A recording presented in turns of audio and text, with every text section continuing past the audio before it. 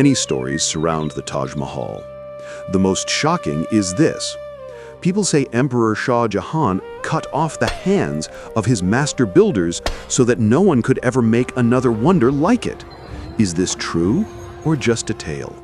In this video, we will show you step by step how the Taj Mahal was built, the challenges faced, and the brilliant solutions that made it possible. From the survey pegs laid in 1632 to the golden finial raised in 1653. We will also reveal the truth about this 466-kilogram finial of pure gold and how it was later stolen. For 21 years, more than 20,000 workers, masons, carpenters, calligraphers, stonecutters, inlayers, and laborers labored with sweat and skill. Elephants carried marble. Oxen hauled sandstone. Water was lifted from the river to fountains that still sparkle today. This is the lost blueprint of the Taj Mahal. And by the end, you'll know the truth behind the legend. In 1631, tragedy struck. Mumtaz Mahal, Shah Jahan's beloved wife, died in Burhanpur while giving birth to her 14th child. Stricken with grief, the emperor returned to Agra and chose to honor her with the most magnificent tomb the world had ever seen. The Taj Mahal is one of the most beautiful monuments in the world. It is also one of the 7 wonders, built in the 17th century by Emperor Shah Jahan as a symbol of love.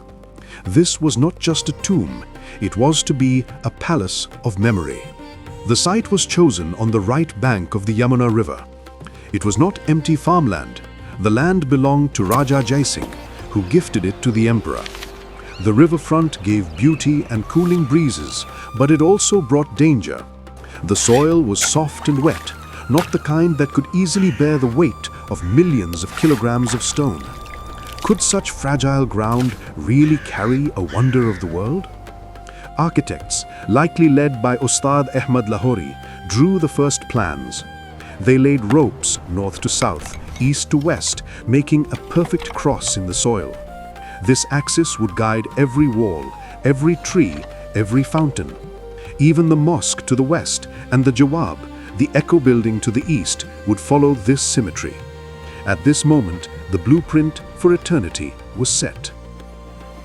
The first challenge was the riverbank itself. The Yamuna's edge was unstable, made of loose alluvium. A single monsoon flood could sweep away a building not prepared for it. The engineers turned to a solution used in India for centuries: well foundations. They dug about 40 cylindrical wells, each lined with brick and reinforced with sawwood timbers. One by one, the wells were sunk deep into the ground, filled with rubble and lime mortar. Each acted like a pillar underground. Together, the wells formed a raft, a hidden skeleton beneath the Taj. This was not beauty, but raw engineering, invisible yet vital. Without it, the Taj would tilt and crack. With it, the tomb could stand firm for centuries. Imagine the relief of the architects. The soil had been tamed. What looked like weakness had been turned into strength. Once the wells were finished, masons began to knit them together. They built rows of brick arches across the terrace, locking the wells into one raft. Locals later called this platform the Chameli Farsh, or Jasmine Terrace. This raft was wide and heavy, designed to spread the load of the mausoleum. Imagine a tray spreading the weight of cups across a soft table. Without it, the Taj would sink into the river mud. With it, the weight was balanced. By 1635, the invisible strength beneath the Taj was ready, though few who visit today ever see or even know it exists. The beauty above was possible only because of the engineering hidden below. Strength and elegance were now bound together. On this raft, builders raised a great square plinth, nearly 7 meters tall.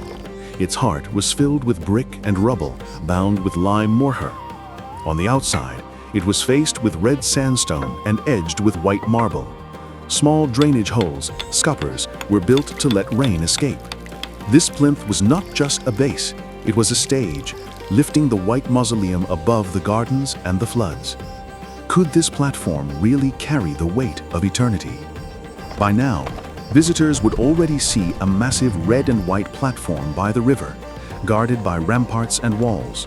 On it stood the footprints of the mosque, the Jawab, and the great tomb itself. The dream was beginning to take shape. By 1635, masons began raising the main walls of the mausoleum. These were not solid marble. Inside, the cores were brick and rubble bound in lime. Outside, thick slabs of white Macrona marble were set as a skin, locked with iron clamps and poured lead. This saved both cost and weight. The great vaulted arches, called pishtaks or iwans, were framed on each side. These towering gates gave the Taj its depth and rhythm. Bamboo scaffolding rose like forests around the site. Masons used pulleys and block and tackle hoists to lift slabs weighing several tons. Elephants dragged stone on sledges, while oxen strained to move them up ramps. Every slab was measured with plumb lines, adjusted with wedges, and tapped until it was perfect. This was construction as choreography, thousands moving in rhythm to raise a dream. Inside the iwans and corridors, wooden centering frames were built. Carpenters cut massive timbers, forming arches of wood. Masons laid bricks across them, bedded in lime mortar. The final stone, the keystone, was set in the crown. The arch locked into place, and the wood was removed. This was repeated again and again, for halls, for passages, for the central chamber. The sound of hammers, chisels, and shouted orders filled the air. It was slow work, but steady. By 1640, the mausoleum walls and their vaults were ready to carry the greatest weight of all, the dome. The heart of the wonder was now prepared to carry its crown. The dome of the Taj was an engineering marvel. Unlike many earlier domes, this was a double dome. The inner dome formed the ceiling of the tomb chamber, shaped for acoustics and calm. The outer dome, taller and steeper, gave the building its majestic silhouette against the sky. Between them was empty space. This made the interior feel balanced and the exterior look grand. The dome sat on a tall drum, and the square base below transformed to the circle of the drum through pendentives and carved mukarnas. Marble blocks were hoisted with immense timber scaffolds, ramps, and pulley systems. Each course was checked, the curve slowly closing overhead. The outer shell gleamed in the sun, the inner shell glowed in shadow. By the early 1640s, the crown of the Taj Mahal had risen. What looked like poetry was really engineering precision. At the corners of the plinth, 4 towers rose, the minarets. Each was built in sandstone and clad in marble. Spiral stairs wound inside, leading to balconies with stone railings. But these towers carried a secret. They leaned slightly outward from the tomb. If ever an earthquake struck or a collapse came, they would fall away, not onto the mausoleum. This was foresight, safety hidden in beauty. By the mid-1640s, the Taj Mahal's famous 4 towers stood complete. Even today, visitors notice their grace, but few realize the science that shaped their tilt. The builders finished the structure, but the artisans made it sing. From 1640 onwards, workshops around Agra bustled with activity. Pietra Dura masters cut tiny stones, lapis from Afghanistan, jade from China, turquoise from Tibet, carnelian from Arabia. They were inlaid into marble to form flowers, vines, and patterns. Each petal was ground and polished until it fit so well that you could not slide a sheet of paper between it and the marble. At the same time, calligrapher Amanat Khan carved verses of the Quran into black marble inlay. His clever trick: letters grew larger the higher they were, so from the ground they looked perfectly even. This was science meeting faith. Every word was art. Every vine was prayer. The stone itself had begun to bloom. To the west, builders raised a mosque in red sandstone. To the east, they built a Jawab, an answer building to keep symmetry. The mosque was used for daily prayer. The Jawab was closed for worship, but it gave balance to the whole composition. Seen together, the white marble tomb framed by red stone buildings created a harmony of earth and heaven, shadow and light. Every part had purpose. Nothing was built just for show. The Taj was never just a tomb. It was a garden of paradise. From the great gateway, paths divided the garden into 4.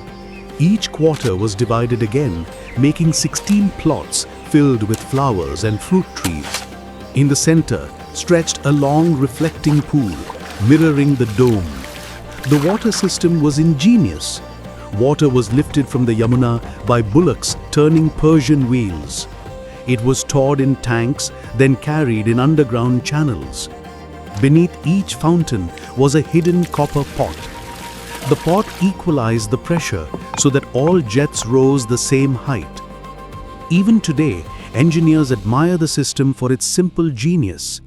Paradise itself seemed to flow in water. By 1648, the mausoleum was complete, but finishing the whole complex took until 1653. On the roof, small domed pavilions, called Chhatris, were built at the corners. They added grace and scale. At last, the great finial was raised.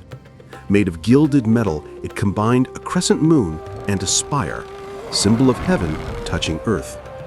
With this, the Taj Mahal reached a height of about 73 meters from base to tip. Now the truth. The finial weighed nearly 466 kilograms of pure gold. In 1810, a British officer named Joseph Taylor removed it, stealing the gold and replacing it with a gold-plated copper copy. The finial we see today is not the original, but a restoration. Well, the crown was in place. The jewel was finished. Could a dream of love ever be more perfectly carved into stone? In 1653, after 21 years of labor, the Taj Mahal complex was finished. The scaffolds came down. Workers polished the marble until it shone in the sun. The gardens bloomed. Pools reflected the dome. Shah Jahan's promise to Mumtaz had become real, a palace of love in stone, born of sorrow, made eternal. Visitors were left speechless, for they had never seen such beauty, and even today, the first glimpse of the Taj can still stop your breath. Every choice had purpose. The wells and arches stopped the building from sinking. The brick cores made the structure strong. The marble skins made it beautiful. The double dome gave balance inside and grandeur outside. The minarets leaned outward for safety. The calligraphy grew larger above for optical balance. The fountains rose evenly because of copper pots. Even the garden paths were measured to match the central axis. Nothing was random. The Taj Mahal was not just art. It was also engineering at its highest form.